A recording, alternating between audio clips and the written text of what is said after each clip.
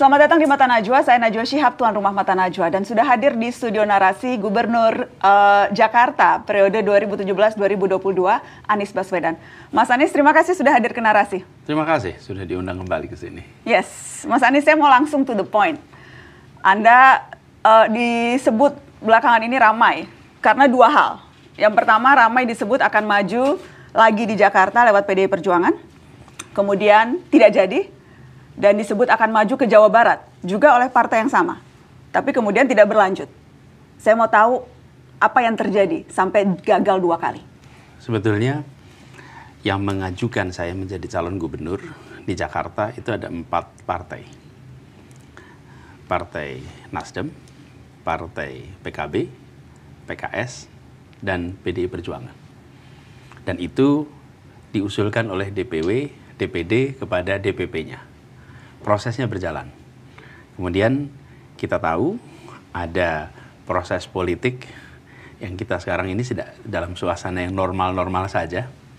Kemudian Partai Nasdem, PKB, dan PKS bergabung ke dalam KIM sehingga tidak lagi mengusung Anies di Jakarta, tapi mengikuti garis kebijakan di KIM. Nah, apakah itu alasan utamanya Anda tahu? Karena kan sebetulnya yang mengeluarkan surat resmi itu baru PKS kan? Baik Nasdem maupun PKB belum pernah ada surat resmi yang memang mengusung Anies Baswedan. Kalau di tingkat DPW-nya sudah semua. Tapi belum sampai pada tahap DPP. Yang baru resmi dan kemudian menarik lagi karena disebutkan tidak memenuhi syarat-syarat tertentu itu baru PKS. Dan Nasdem. Nasdem sudah mendeklarasikan pada tanggal 22 Juli untuk mengusung Anies Baswedan. Nah, kemudian kita tahu bahwa ada pergerakan mereka berada di dalam KIM yang istilahnya KIM Plus. Nah, dengan PDI Perjuangan itu baru muncul sesudah ada putusan MK. Jadi ketika hari Senin pekan lalu, tanggal berapa ya Senin itu? Ketika KIM mendeklarasikan ada 12 partai, kemudian hari Selasanya ada putusan MK, dan sesudah putusan MK itulah baru ada pembicaraan yang serius tentang PDI Perjuangan mengusung karena pada waktu itu keharusan minimal 7,5% terpenuhi. Jadi, siapa yang memulai perbincangan siapa? Anda yang menawarkan diri ke PDIP atau PDIP yang kemudian mendekati Anda? Jadi sebenarnya kalau percakapan itu obrolan sudah ada. Pada sebelum ada putusan MK, utusan dari PDI Perjuangan adalah Pak Ahmad Basarah, dan beliau ditugasi untuk berkomunikasi. Dan dalam komunikasi itu memang direncanakan untuk tetap mendaftarkan walaupun tidak memenuhi syarat. Karena pada waktu itu kan minimalnya 20%. Ketika terjadi perubahan, maka ternyata bisa mengusung. Lalu terjadilah percakapan itu. Jadi percakapan ini tidak terjadi sebelum ada pengusungan di KIM. Ini baru terjadi sesudahnya. Dan komunikasinya dengan utusan. Kenapa Anda menekankan itu, Mas Anies? Apa hubungannya dengan KIM? Karena proses pengusungan itu sudah selesai. Saya tidak lagi diusung oleh 3 partai. Yang semula DPW-nya mengusung, DPP-nya baik Nasdem maupun PKS sudah menetapkan, kalau PKB belum menetapkan DPP-nya. Dan ketika kemudian mereka memutuskan untuk tidak lagi mengusung, dan kita hormati putusan itu, maka saya tidak lagi berada di dalam status diusung partai manapun. Kenapa ini saya perlu tegaskan? Saya tidak dalam status diusung partai pada saat berbicara dengan PDI Perjuangan. Tidak. Itu semua sudah selesai. Ketika saya bicara dengan PDI Perjuangan, itu sudah partai 3 yang semula mengusung tidak lagi mengusung saya. Itu perlu tegas. Karena jangan sampai kesannya seperti saya berbicara dengan PDI Perjuangan pada saat masih diusung. Karena nggak pernah ada percakapan itu sebelumnya. Dan seberapa jauh perbincangan Anda dengan petinggi PDI Perjuangan ini? Seberapa konkret, seberapa real, dan seberapa memang ini sesuatu yang di depan mata akan kejadian? Sebenarnya sudah cukup serius, sudah sampai fase final tentang proses internal di PDI Perjuangan. Banyak hal yang saya rasa lebih tepat bila teman-teman dari PDI Perjuangan yang menceritakan, tetapi percakapan saya dengan PDI Perjuangan sudah cukup serius dan kita melihatnya ini lebih dari sekedar urusan pilkada pada saat kemarin. Tapi ini adalah perjuangan bersama bagaimana aras besar yang selama ini berada di dalam dua polar yang berbeda itu bisa sinergi bersama. Dan itu yang kita bahas sama-sama. Jadi sudah cukup jauh. Bahkan pada hari Sabtu saya diundang untuk datang ke DPD PDI Perjuangan di Jakarta dan berdiskusi terbuka. Lalu kemudian pada hari Senin juga datang di DPP. Kemudian ada perkembangan yang kemudian ternyata kita tahu bahwa diputuskan Pak Pramono Anung dan Pak Rano Karno. Apa yang terjadi di hari Senin itu ketika Anda sudah datang dan duduk hampir 2 jam bersama Rano Karno? Saya berbincang dengan Bang Rano Karno di sini dan dia bercerita berbincang 2 jam dengan Anda di hari Senin itu. Apa yang terjadi pada hari itu? Kalau yang terjadi yang saya bisa memberikan informasi yang saya saksikan dan saya alami. Yang saya saksikan saya alami, saya bersama dengan Pak Rano Karno. Kemudian kita di sana ngobrol, diskusi, lalu sampai ada pesan datang kepada saya dan menyampaikan, Pak Anies ini ada perkembangan. Dan perkembangan baru menyangkut beberapa case-case, jadi kita tunggu dulu sampai case-case yang sedang dimunculkan waktu itu bisa dikendalikan. Case-case apa tuh maksudnya? Kelihatannya case-case hukum ya. Yang diajukan, maksudnya ketika Anda bilang case-case diajukan, itu diajukan ke?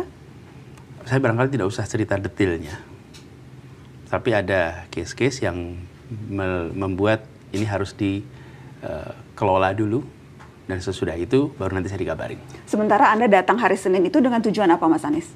Tentu atas undangan. Saya kan nggak mungkin datang ke kantor DPP tanpa ada undangan. Jadi saya datang ke situ, saya menghormati, tapi juga saya ingin tegaskan bahwa undangan itu spesifik untuk apa? Karena kan kita tahu pada saat itu agendanya adalah pendeklarasian kader-kader PDIP yang diusung menjadi calon kepala daerah. Apakah itu bagian dari undangan yang ditujukan ke Anda? Ya. Jadi undangannya pada waktu itu untuk bertemu dengan Ibu Megawati, Ketua Umum Partai Perjuangan, PDI Perjuangan. Kemudian pertemuannya tidak terjadi.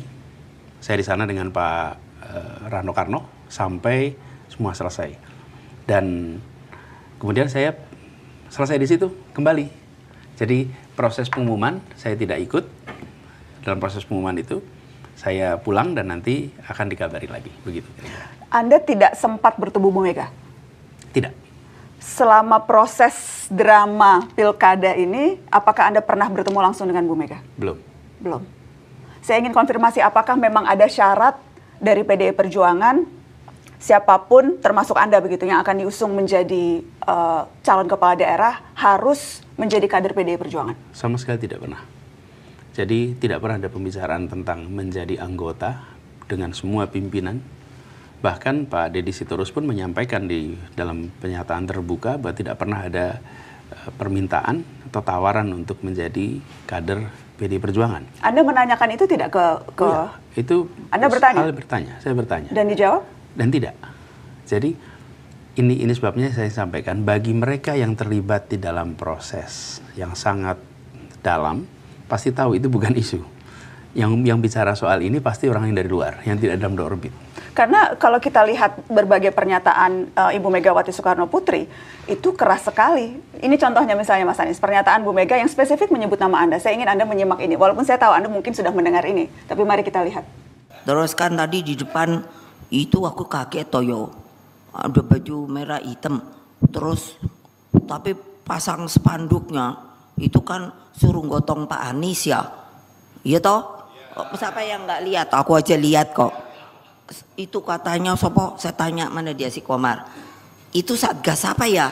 Kok namanya Satgas hitam ya? Terus katanya Pak Komar, oh Satgasnya itu memang ini apa mau dukung Pak Anies itu Bu. Oh gitu. Aku bilang enak aja ya. Ngapain gue suruh dukung Pak Anies? Dia bener nih kalau mau PDI. Kalau mau PDI jangan kayak gitu dong ya. Ya tinggal Mau nggak nurut ya? Lihat dong. Lihat tepuk tangannya, tan ibu-ibu aja nggak tepuk tangan. Hehehe. Bagaimana Mas Anies? Gini, jadi saya cerita sedikit ya proses dengan teman-teman di PDI Perjuangan.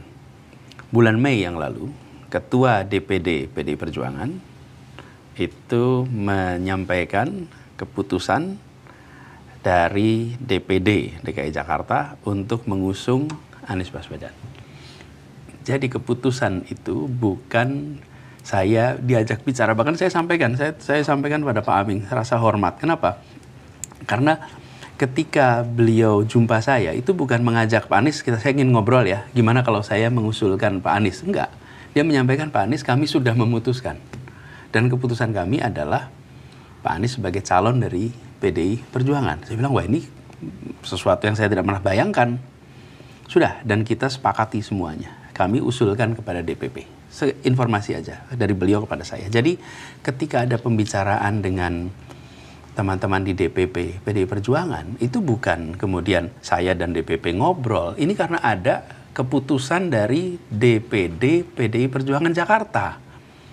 Jadi bukan kemudian ada sekelompok orang usulin dari luar. Ya. Bukan, ini adalah proses internal yang sudah terjadi. Tapi Mas Anies kan sudah jadi rahasia umum, apapun keputusan strategis di PDI Perjuangan itu yang memutuskan dia merupakan Tentu. hak prerogatif Ibu Megawati Soekarno Putri. Dan kalau kita lihat berbagai pernyataan-pernyataan terbuka Megawati soal calon kepala daerah, kan bukan hanya tentang Mas Anies. Ketika ia mengumumkan kader yang diusung di Banten, Bu Airin yang juga sebetulnya kader Golkar, nadanya pun hampir sama.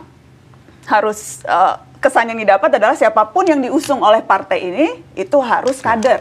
Ya. Jadi ya kalau kemudian sekarang Anda tidak diusung, ya apakah memang ya dengan mudah orang bisa melihat ya karena Bu Meganya tidak mau Anies Baswedan karena tidak punya KTA, Mas Anies? Saya tidak tahu apa yang sesungguhnya menjadi sebab, ya. Tapi apapun keputusannya saya hormati. Saya tidak mau berspekulasi. Saya hanya bisa menyampaikan apa yang saya rasakan, apa yang saya alami. Dan yang saya alami tidak pernah ada percakapan itu. Tidak pernah ada pertanyaan, Pak Anies Anda bersedia jadi kader atau tidak.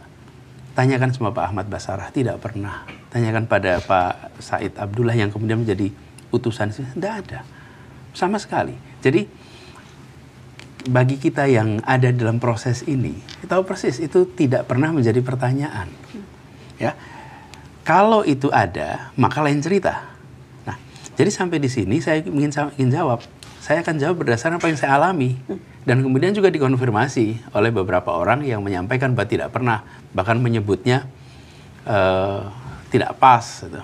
Kalau kemudian dikaderkan dua-duanya, tapi satu dari luar, satu dari kader. Tapi itu keputusan di Ibu Megawati tentang keputusan itu. Jadi saya hormati keputusannya, tapi saya perlu tegaskan bahwa tidak pernah ada percakapan itu.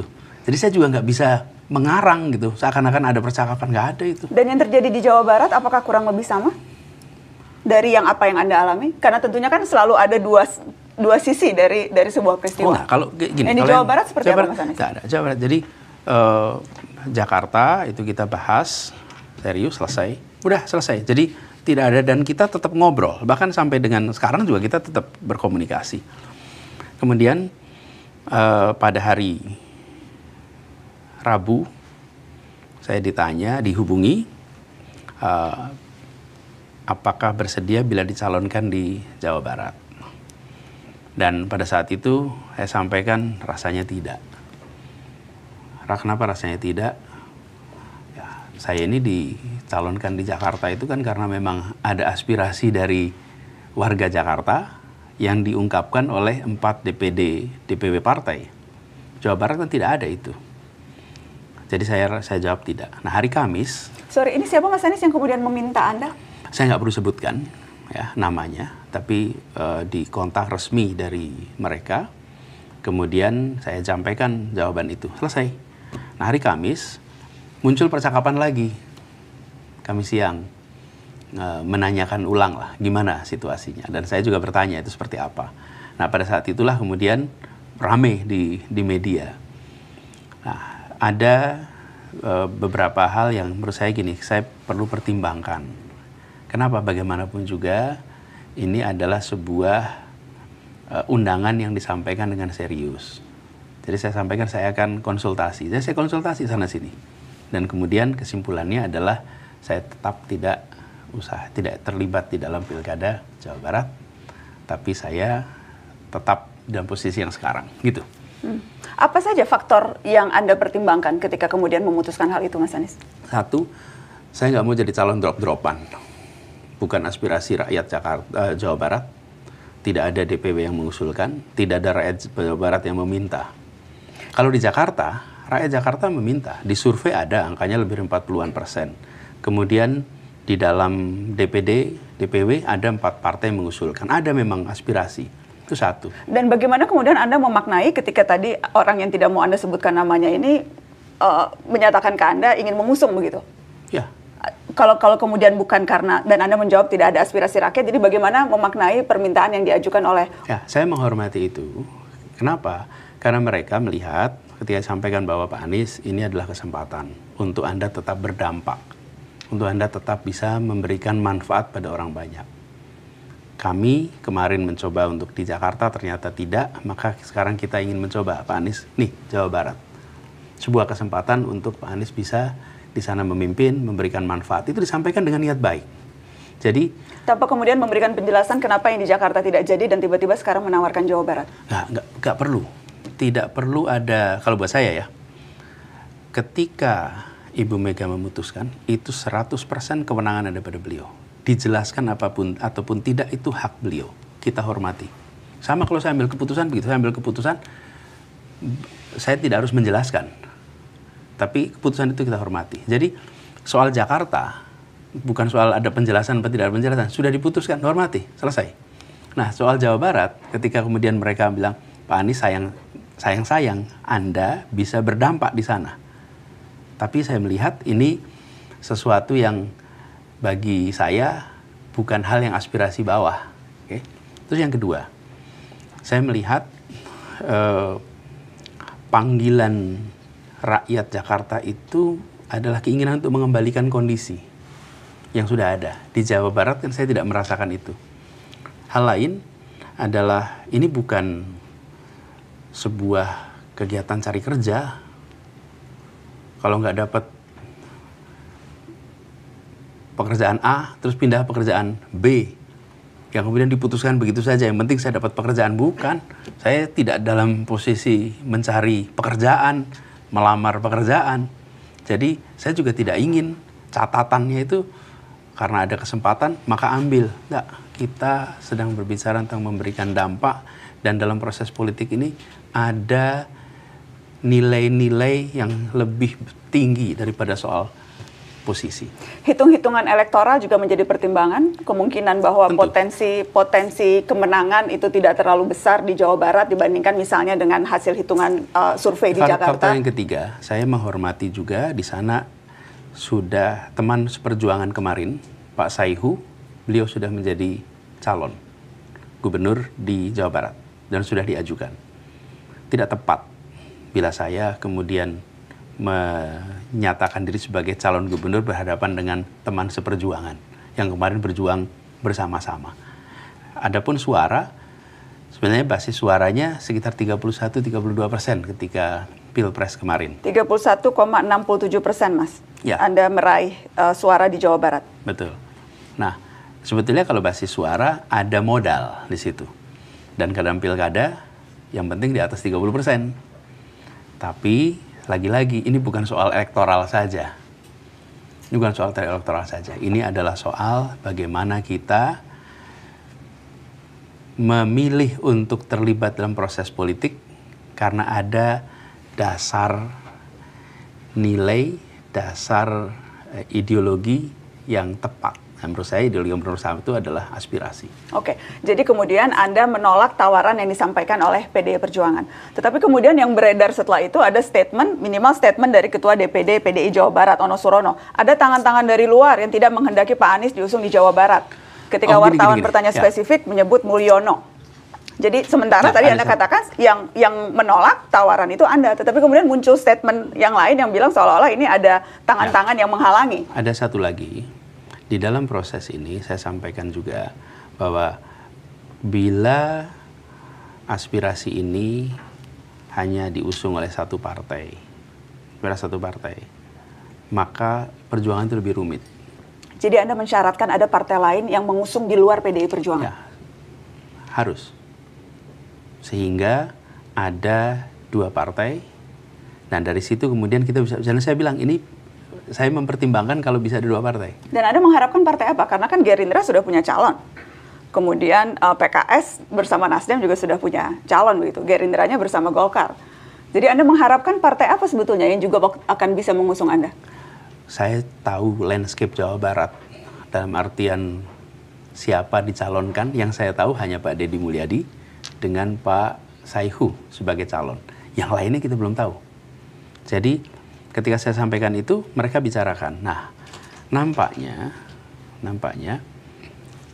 ada partai-partai yang belum atau masih bisa mengusulkan, tapi tidak bisa mengusulkan. Dan saya rasa itu yang menjadi dugaan saya, itu yang menjadi salah satu pertimbangan mengapa Pak Ono menceritakan bahwa ada kendala. Itu adalah assessment saya. Anda membuat statement terbuka. Saya mau kutip, partai mana sekarang yang tidak tersandera oleh kekuasaan? Jangankan dimasuki, mencalonkan saja terancam bagi yang mengusulkan. Ini apa maksud Anda ketika bicara ini? Ini Anda bicara, apa dasar Anda bicara ini, Mas Anies? Ya. Coba kita lihat ya, fenomena di beberapa tempat di mana seluruh partai diborong dan lawannya kotak kosong. 2 minggu lalu itu jumlahnya 94 kabupaten kota provinsi. Sekarang sudah di atas 50-an, artinya ada 40-an yang karena putusan MK berubah. Apa yang terjadi ya? Pilkada kok jadi serba kotak kosong? Apa yang sesungguhnya terjadi ini? Kok bisa begitu banyak kotak kosong? Di Jakarta aja hampir terjadi kotak kosong. Calon independen tidak lolos verifikasi. Sesudah itu jadi lolos verifikasi. Kemudian semua partai dikumpulkan untuk mengusung satu pasang calon. Apakah kurang jelas fenomena yang terjadi ini? Mau pakai penjelasan apa lagi kalau bukan kita lihat kenyataan itu?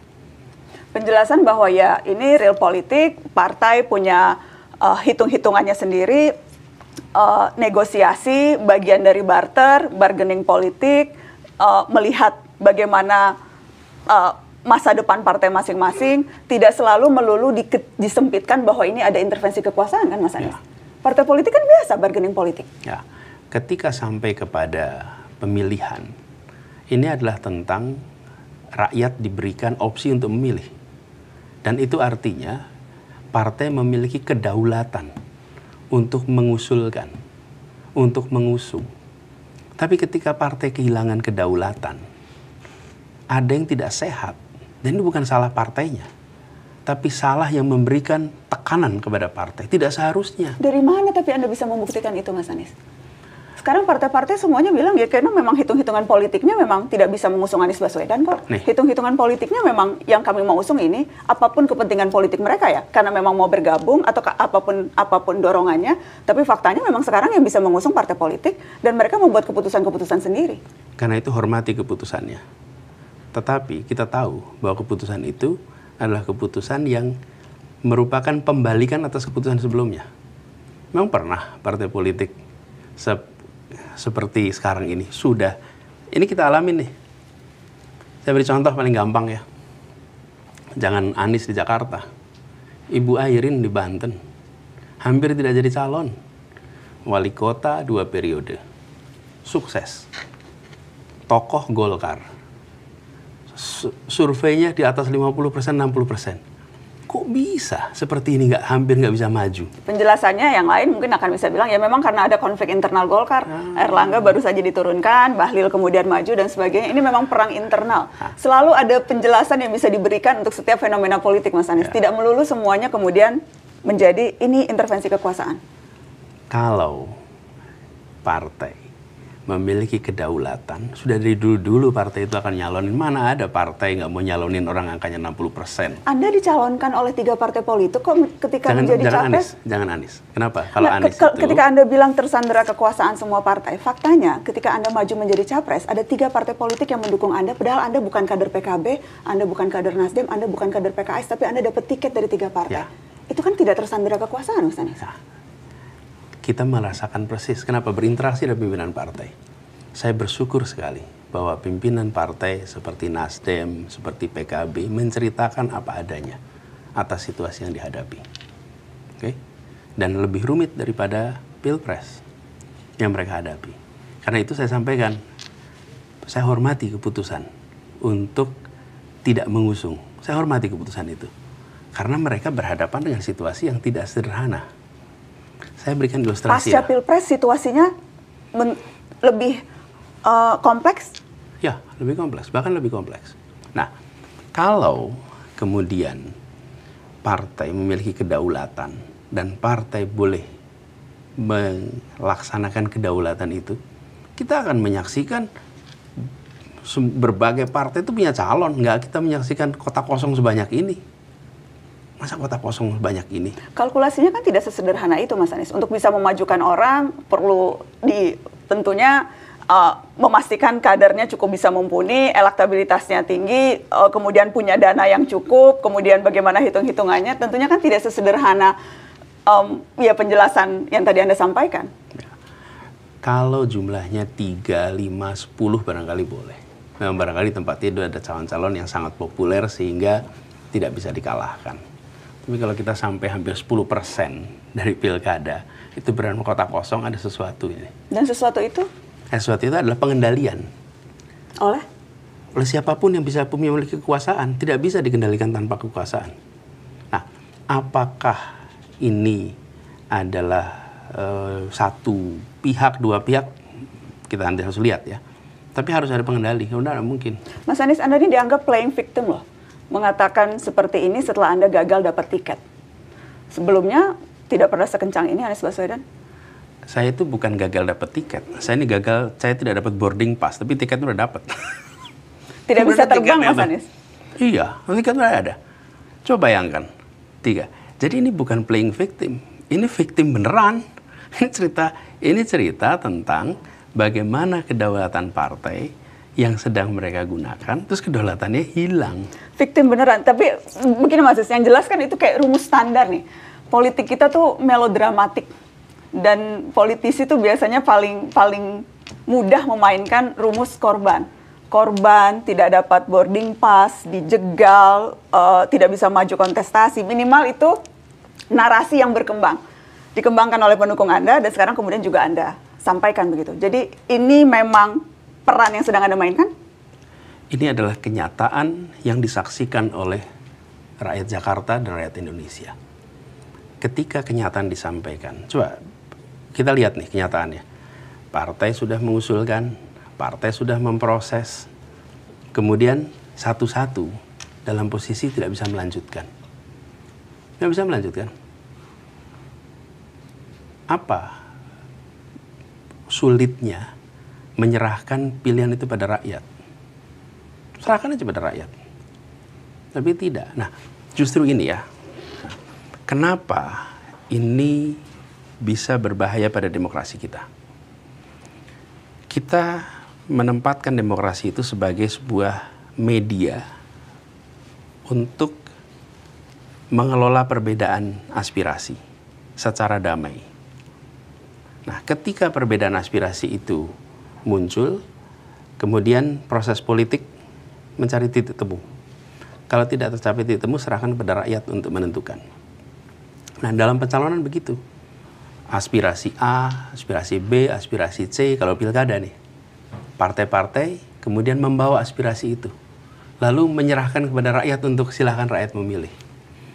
Nah, yang sedang terjadi adalah aspirasi A, aspirasi B, aspirasi C itu dikendalikan. Sehingga yang ditawarkan kepada rakyat adalah yang oleh kesepakatan apapun itu, apakah itu perintah, apakah itu rundingan, disepakati dan tidak diserahkan kepada rakyat. Jadi peristiwa yang dialami bukan saja, kalau saya menceritakan ini seakan hanya soal Anies. Bukan, ini adalah bagaimana proses demokrasi kita yang dijaga untuk sehat. Kalau tidak ada itu, buat apa kita semua ini ada pilkada?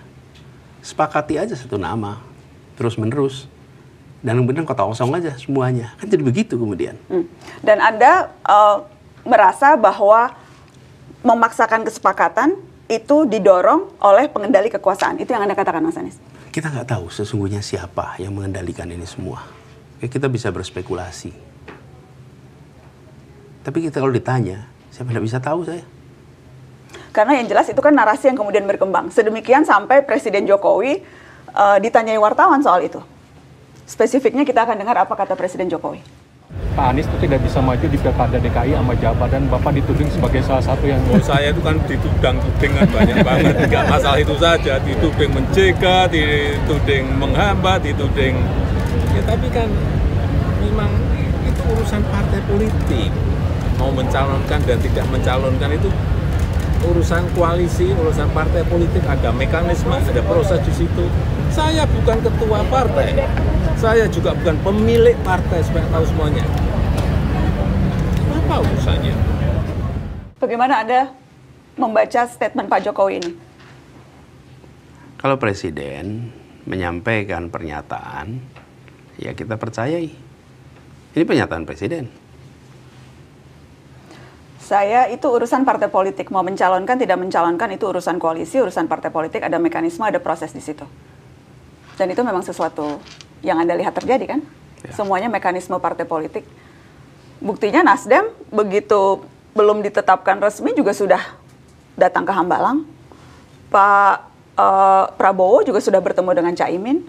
Bahkan tidak lama setelah ketahuan bahwa Pak Prabowo yang menjadi pemenang Pilpres.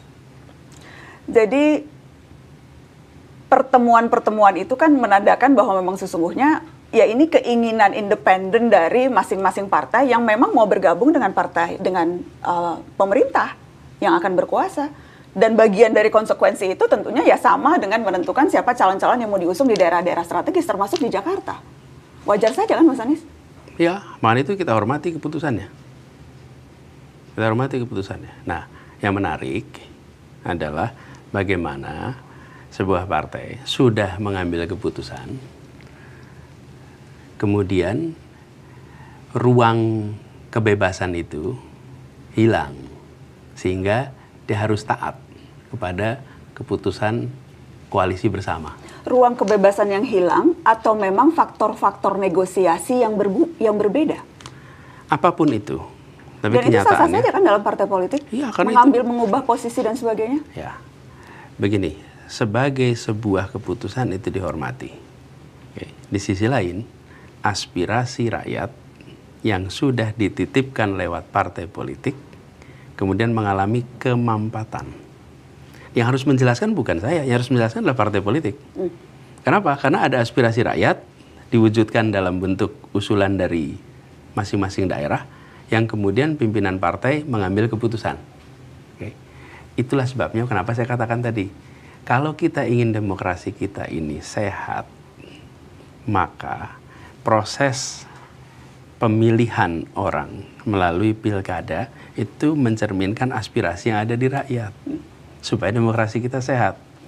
Tapi ketika kemudian elit menyeleksi dengan berbagai macam alasan yang tidak sesuai dengan aspirasi rakyat, di situ ada mismatch. Mismatch inilah yang akan membuat hasil pemilu memang legitimate secara hukum, tetapi kekuatan moral di depan rakyat menjadi berkurang. Kenapa? Karena apa yang menjadi aspirasi tidak terungkapkan di situ. Mas Anies, itu kalau tadi kita melihat proses ini dari sisi partai politiknya. Saya ingin bertanya dari sisi Anda sebagai politisi. Apa misalnya refleksi Anda atas berbagai langkah dan pilihan-pilihan politik yang Anda ambil selama ini yang mungkin saja banyak berpengaruh pada hasil yang kita lihat sekarang, tidak bisa maju di pilkada? Ya. Gagasan perubahan mengedepankan soal kesetaraan, keadilan, dan itu yang terus-menerus kami gaungkan, itu adalah sesuatu yang menurut saya akan terus kami perjuangkan di dalam proses kemarin, Pilpres maupun ketika Pilkada. Itu agendanya. Dan ketika agenda ini kemudian tidak bisa dijalankan, maka kita akan cari jalur lain untuk bisa menjalankannya. Evaluasi, tadi pertanyaan saya lebih ke evaluasi langkah-langkah politik yang Anda ambil sebelum ini, yang mungkin saja berdampak pada realita politik yang terjadi hari ini. Seperti katakanlah misalnya Mas Anies, apakah tidak pernah mempertimbangkan opsi maju secara independen? Apakah opsi itu memang tidak pernah dipertimbangkan, mengingat ya kesadaran Anda bahwa situasinya complicated, partai-partai yang tadi menurut Anda memang berada dalam posisi yang tersandera dan sebagainya. Opsi independen itu tidak pernah Anda pikirkan, kenapa Mas Anies? Ada beberapa faktor. Pertama, bahwa saya ini mengikuti pilkada setelah ada permintaan terus-menerus dari masyarakat di Jakarta. Sementara proses MK itu selesai bulan April. Itu baru selesai semuanya. Nah, independen itu Mei, sudah pendaftaran. Dan sesudah MK selesai, saya tidak kemudian, oh ya saya mau maju ke DKI Jakarta. Enggak, ini di rumah itu berdatangan warga, khususnya dari kampung-kampung miskin kota, yang meminta program-program yang dulu kita kerjakan itu dikerjakan balik. Jadi, satu adalah soal waktu. Waktu bahwa pilkada, independen itu pendaftarannya bulan Mei, dan pada waktu itu saya masih dalam fase, kita pertimbangkan dah, ini bukan kemudian, oh ya langsung mau ikut pilkada. Itu satu. Yang kedua, pada masa itu pun partai-partai dalam posisi kita akan mengusung dan percakapan sudah terjadi. Jadi dua faktor itu yang membuat tidak melakukan rute pilkada. Rute independen. Anda menyesalkan itu? Nggak ada yang saya sesali atas seluruh proses ini, karena saya yakin bahwa semua usaha yang kita jalani itu usaha yang satu menjaga tata nilai, yang kedua pasti ada hikmah dari semua proses yang kita lewati ini. Oke, opsi independen karena tadi tidak cukup waktu. Bagaimana dengan opsi? Tidak cukup waktu, dan pada waktu itu belum memutuskan akan maju atau tidak. Ya. Waktu itu Anda masih berkontemplasi apakah kemudian akan maju atau tidak. Sesudah ada banyak permintaan warga, baru saya memutuskan untuk maju. Bagaimana dengan opsi bergabung dengan partai politik yang sudah mengusung Anda, menjadi kader partai politik? Itu opsi yang pernah Anda pertimbangkan tidak, Mas Anies? Bukan hanya pernah saya tawarkan. Anda menawarkan diri? Ya. Menjadi kader? Ya. Partai apa? Salah satu dari 3 partai pengusung. Ketika Pilpres kemarin, saya sampaikan bahwa karena saya sudah diusung, maka saya siap untuk menjadi kader. Tapi justru dijawab oleh pimpinan partainya, nggak perlu jadi kader. Karena kita tetap akan mengusung, Anda jadi kader atau tidak. Justru kalau Anda tidak jadi kader, maka 3-3 ini bisa ngusung dengan leluasa, nggak ada beban. Karena Anda bukan menjadi bagian dari salah satu. Tapi opsi itu saya tawarkan. Dan kemudian, kenapa waktu itu Anda merasa perlu menawarkan itu untuk mensecure kandidat pencalonan, atau karena memang Anda merasa di negeri ini kalau tidak jadi kader parpol itu akan sulit untuk bergerak dalam sistem politik? Nah, saya melakukan ini sebagai usaha saya untuk bisa memberikan dukungan kepada partai yang mengusung. Karena mengusung, maka saya akan dukung dengan cara saya menjadi anggota. Tapi ternyata malah justru, sudahlah Anda jadi milik semua saja, milik 3-3-nya, jangan milik salah satu. Milik 3-3-nya, sehingga Anda bisa pakai seragam 3-3-nya, bukan seragam satu aja. Jadi itu. Ada 3 partai yang mengusung Anda waktu itu? Ya, salah satu lah. Nasdem, PKS, PKB. Ya.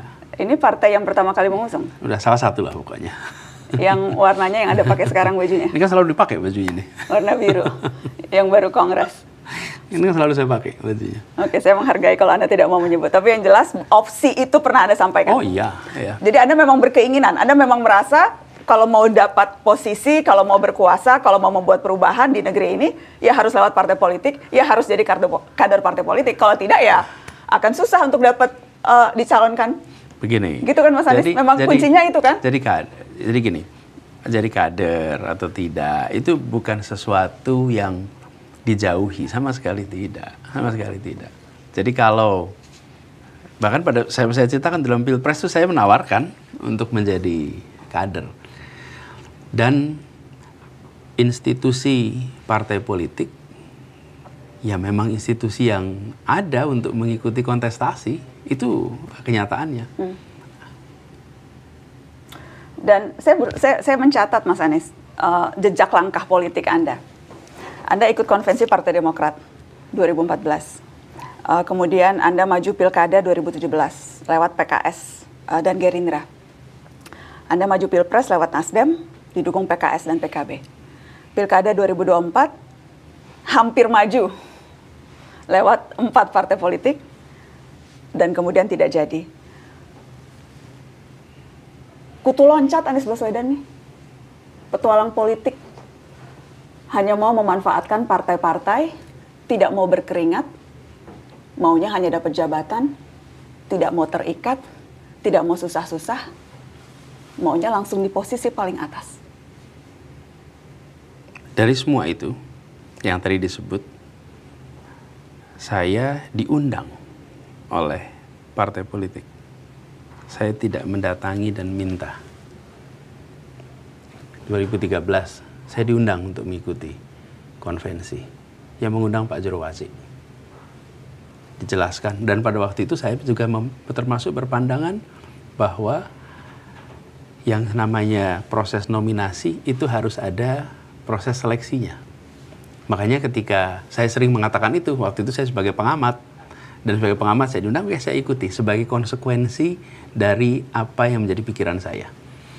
Kemudian ketika Pilkada 2016, 2017, jelas saya berada dalam posisi diundang untuk ikut last minute. Anda baru di reshuffle waktu itu, Mas? 2 bulan sudah saya reshuffle, dan saya bukan menjadi bagian dari Gerindra ataupun PKS. Saya diundang untuk menjadi calon dan saya terima undangan itu. Jadi posisinya saya mendapatkan undangan untuk ikut. Lalu ketika Pilpres kemarin dimulai dengan Partai Nasdem, dan Pak Surya Paloh melakukan langkah yang sangat berani pada waktu itu. Karena beliau mengundang saya untuk menjadi calon, beliau menetapkan saya sebagai calon, belum ada partai yang lain. Dan konsekuensi dari beliau menetapkan Anies sebagai calon, dia mengalami tekanan politik yang luar biasa. Yang luar biasa. Jadi kalau tadi bilang nggak ada tekanan politik, itu nyata dialami oleh Partai Nasdem. Dan selama itu Pak Surya Paloh tidak bergeming sampai ke ujung, sampai selesai Pilpres. Apakah saya datang mendaftar? Tidak. Beliau mengundang. Jadi boleh aja dilihat dalam rekam jejak itu. Rekam jejaknya adalah rekam jejak saya mendapatkan undangan. Dan kenapa saya melihat ini perlu saya tegaskan? Alhamdulillah kita ini bekerja bersama. Kalau saya sering analogikan begini, ada yang bisa menyetir tapi tidak ada kendaraan, ada yang punya kendaraan tapi nggak ada yang nyetir. Dan kemudian kita kolaborasi antara saya sebagai calon dan partai sebagai pengusung. Jadi ini bukan sekedar saya datang lalu melakukan transaksi, lalu kemudian saya beli partai, enggak tuh. Partai mengundang saya dan saya menerima ini sebagai panggilan tugas karena proses politik harus lewat partai politik. Jadi itu yang terjadi. Boleh aja dilihat rekam jejak itu semua. Nah, yang mengundang berbeda-beda. Saya beri contoh. Ketika PDI Perjuangan mengusulkan Anies menjadi calon gubernur, saya tidak pernah terfikir diusulkan oleh PDI Perjuangan di DKI Jakarta. Kenapa, Mas? Kenapa PDI Perjuangan jelas tidak mengusung Anies di 2017 pada Pilkada, jelas tidak mengusung dalam Pilpres, betul kan? Jadi tidak terbayang. Dan selama Anda menjadi gubernur, oposan paling kencang itu DPRD-nya PDI Perjuangan. Sekarang di mana letak kutu loncatnya itu? Kalau saya melihat malah ini adalah sebuah wisdom, sebuah keterbukaan yang ditunjukkan oleh PDI Perjuangan. PDI Perjuangan menunjukkan pada semua, ini semua adalah anak bangsa, ini semua adalah putra Republik, ini adalah orang-orang yang berjuang untuk Republik. PDI Perjuangan tidak jadi mengusung Anda, Mas Anies? Iya, tapi bahwa mereka mengusulkan dari Jakarta, itu adalah bukti bahwa bukan Anies mendatangi PDI Perjuangan dan minta diusulkan. Jadi, ungkapan tadi, itu ungkapan yang tidak mendasarkan pada kenyataan. Itu mendasarkan pada imajinasi. Kalau tunjukkan kenyataan, loh, saya diundang, diajak. Dan saya melihat ini sebagai tanggung jawab untuk kerja bersama. Partai-partai ingin melakukan tanggung jawabnya untuk mengubah Jakarta, dan dia melihat ada nama si A, ada nama si B, lalu mereka memutuskan untuk mengundang si A untuk terlibat dalam sebuah kerjasama. Oke, Mas Anies, tapi berarti agak berbeda nih ketika kemudian Anda mengatakan partai-partai mengajak bekerja sama, itu kan berarti mereka secara otonom bisa melakukan itu, buktinya bisa mengajak Anda. Berbeda dengan narasi yang disampaikan bahwa partai-partai tersandera. Jadi yang mana nih, partai-partai bebas bisa mengajak bekerja sama atau partai tersandera? Ada dua conflicting statement yang Anda keluarkan. Bukan. Itulah sebabnya ketika daerah mereka memiliki itu. DPW, DPD, mereka memiliki ruang tuh untuk mengekspresikan. Tapi ketika sampai kepada keputusan di tingkat nasional, maka ada faktor lain di situ. Itu yang saya katakan tadi. Faktor lain yang mereka tidak bisa menyuarakan apa yang menjadi aspirasi DPW-nya, DPD-nya. Coba lihat di daerah lain. Ada kasus-kasus tadi saya sampaikan tuh, seperti di Banten, seperti tempat-tempat lain di mana aspirasi dari masyarakat dari bawah itu mandek. Okay. Nah, termasuk kasus di Jakarta. Apakah kemudian itu salah satu alasan mengapa Anda mempertimbangkan untuk membuat partai politik yang baru? Ya, jadi begini. Setelah selesai proses Pilpres, banyak dari pendukung yang kemarin ikut memperjuangkan, yang kemarin mendukung, merasa aspirasi yang mereka miliki untuk perubahan itu tidak lagi dibawa. Kenapa? Karena keinginan untuk melakukan perubahan dititipkan kepada partai-partai, kemudian partai-partai ini tidak lagi berada di dalam posisi perubahan, tapi sudah ikut pada posisi keberlanjutan. Sehingga muncul aspirasi itu kuat. Nah, saya tidak mau gegabah. Saya akan hati-hati. Tetapi saya tidak menutup opsi untuk pembentukan ormas ataupun partai. Karena aspirasi itu ada. Kita akan lakukan keseriusan untuk mengkaji, untuk menakar, bukan sekedar karena euforia dari lingkungan sekitar. Ayo bikin partai, ayo bikin ormas, kemudian kita jangan. Kenapa? Karena ini adalah sebuah langkah yang punya tanggung jawab konstitusional, tanggung jawab politik, dan soal kepercayaan dari publik.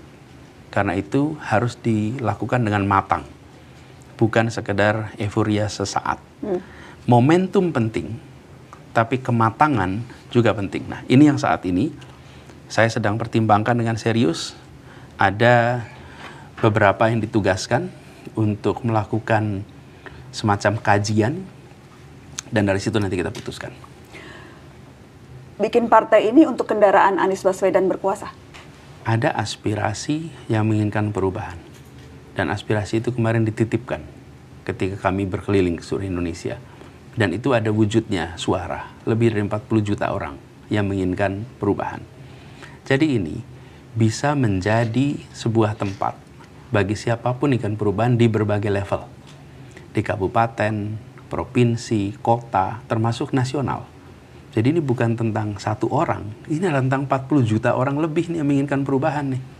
Yang kemarin memang narasinya narasi perubahan. Jadi ketika akhirnya diputuskan untuk ikut partai, atau membentuk partai, atau membentuk ormas, adalah tentang membawa aspirasi ini. Dan dalam sebuah negara demokrasi, itu adalah sesuatu yang sah untuk dikerjakan. Sesuatu yang sah, tapi real politiknya sesuatu yang amat sangat tidak mudah. Butuh uang, butuh pengorganisasian, butuh banyak hal untuk bisa ada partai politik yang bisa berkontestasi. Kalau cuma deklarasi, hey, saya punya partai, itu mudah, Mas Anies. Tetapi untuk kemudian partai itu bisa betul-betul maju dalam pemilu, kemudian menyodorkan gagasan dan menyodorkan orang-orangnya, itu kan prosesnya sangat tidak mudah. Ya. Anda menyadari itu dan tetap mempertimbangkan ini? Tentu. Jadi kalau kita mau berjuang, ya pasti akan menghadapi tantangan itu. Ketika saya diputuskan untuk menjadi calon presiden, ya konsekuensinya saya harus keliling Indonesia. Saya ketika ketemu dengan jurnalis internasional, ketemu saya, Pak Anies jadi capres Indonesia itu sulit, Pak Anies. Ini ukurannya itu dari Aceh sampai Papua, itu seperti dari London sampai Ankara. Berat sekali buat Anda sebagai calon. Kemudian penduduknya 270 juta lebih. Berat sekali Anda sebagai calon. Ya dia datang dari sebuah negara yang cuma 5 juta, 6 juta. Jadi saya katakan ya memang iya. Karena kondisi kita memang besar seperti ini. Sama seperti pertanyaan Nana tadi.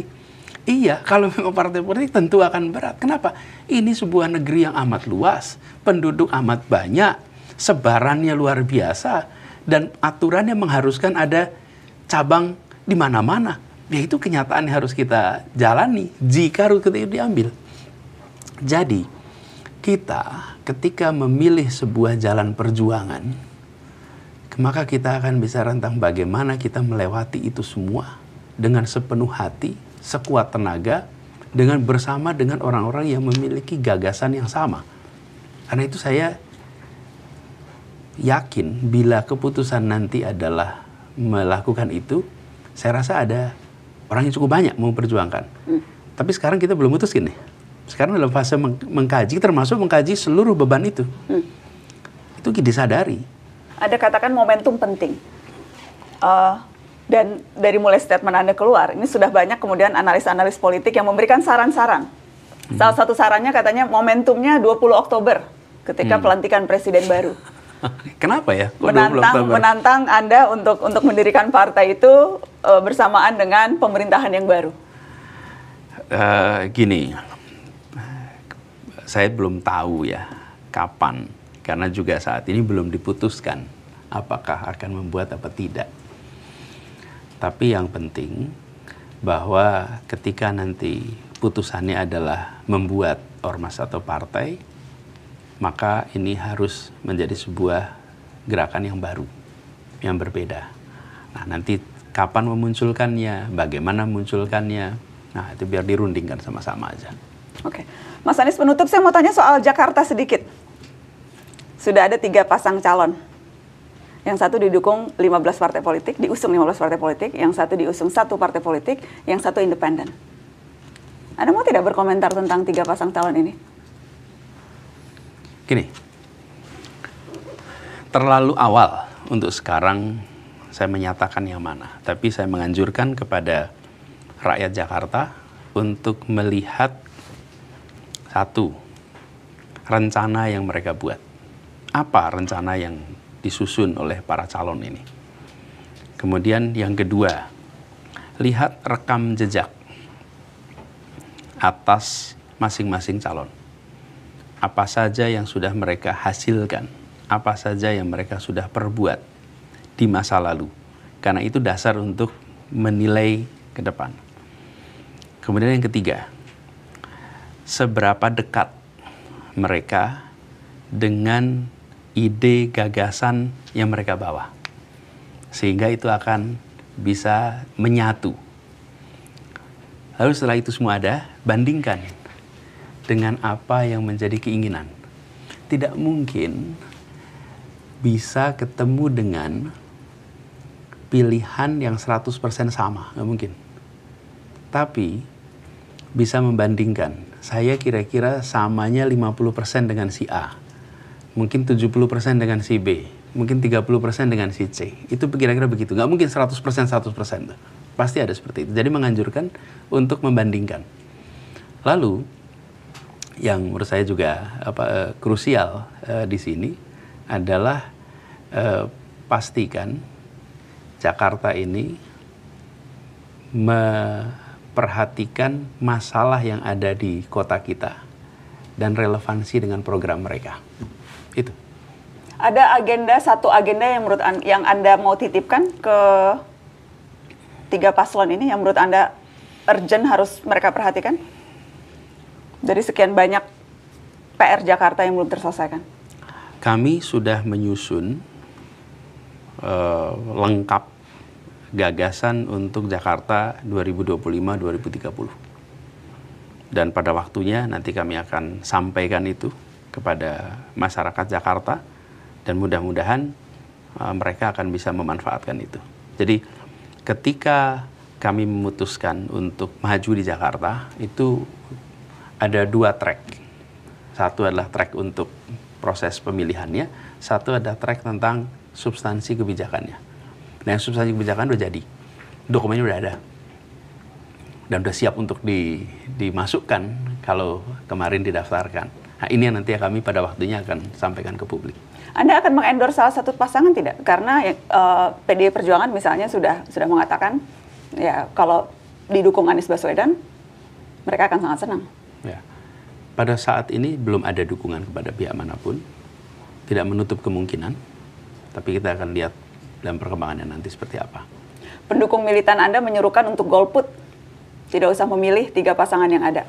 Anda menyetujui seruan golput dari pendukung Anda? Itu adalah ungkapan akibat kemampetan ketika aspirasi legitimate yang sudah dibawa juga oleh partai di tingkat daerah ternyata tidak bisa diakomodasi di tingkat keputusan nasional. Sehingga muncul aspirasi itu. Jadi ini bukan semata-mata, saya melihatnya nih, bukan semata-mata soal penolakan terhadap calon A dan calon B atau calon C, tapi atas proses yang sedang terjadi. Dan inilah yang sebenarnya harus dikoreksi. Jadi saya melihat pada ujungnya kita semua akan ada tetap 3 pilihan. Tapi ungkapan kekecewaan itu muncul, saya rasa bukan hanya di Jakarta, di berbagai wilayah yang muncul kota kosong karena aspirasi warga tidak diakomodasi. Itu hal semacam ini muncul. Nah, itu legitimate, tapi pada ujungnya yang disebut sebagai pemilu, hasilnya bergantung kepada siapa yang paling tinggi.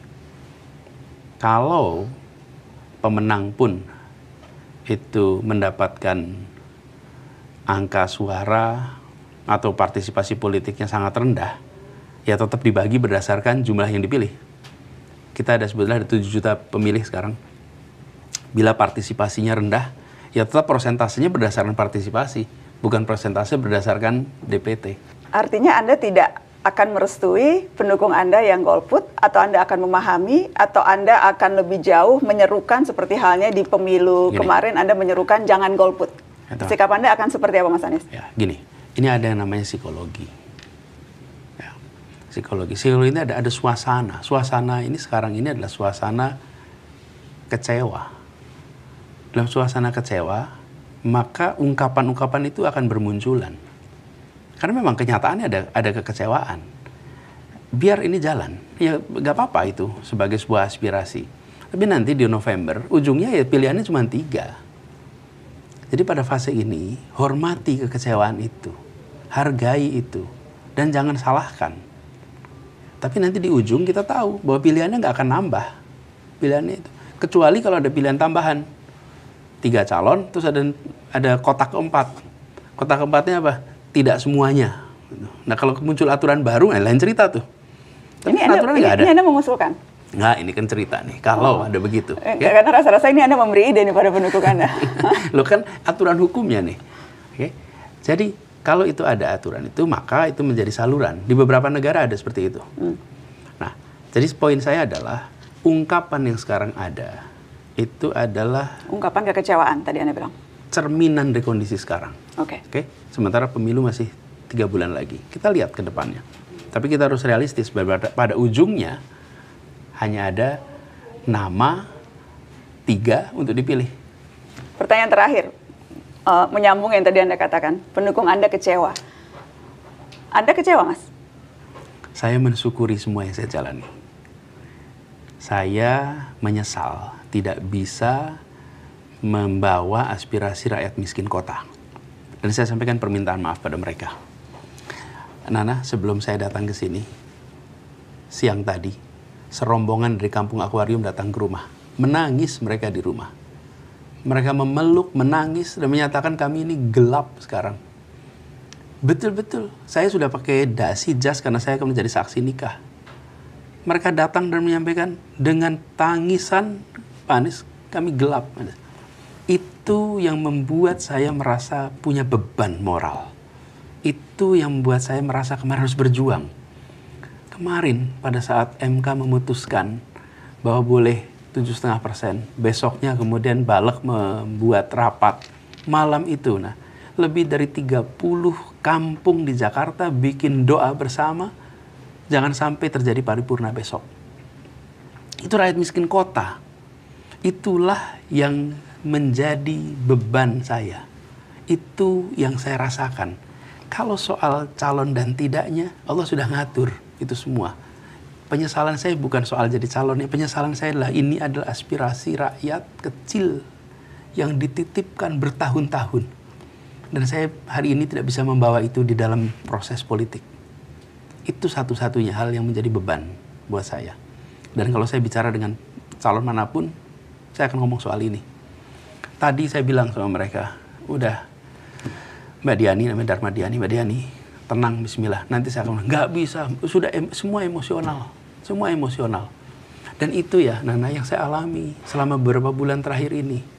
Jadi, bagi saya, bukan soal menjadi calon dan tidak, tapi misi ini yang saya rasakan sebagai beban karena saya tidak bisa laksanakan. Mudah-mudahan ada jalan lain untuk ini bisa tetap dikerjakan sehingga rakyat miskin kota di Jakarta bisa mendapatkan ketenangan, keteduhan, kenyamanan walaupun mereka masih prasejahtera. Karena itulah yang kami berikan ketika 5 tahun saya bertugas di Jakarta. Mas Anies Baswedan, terima kasih sudah hadir ke Mata Najwa, sudah datang ke studio Narasi. Sama-sama. Terima kasih sudah mengundang. Terima kasih.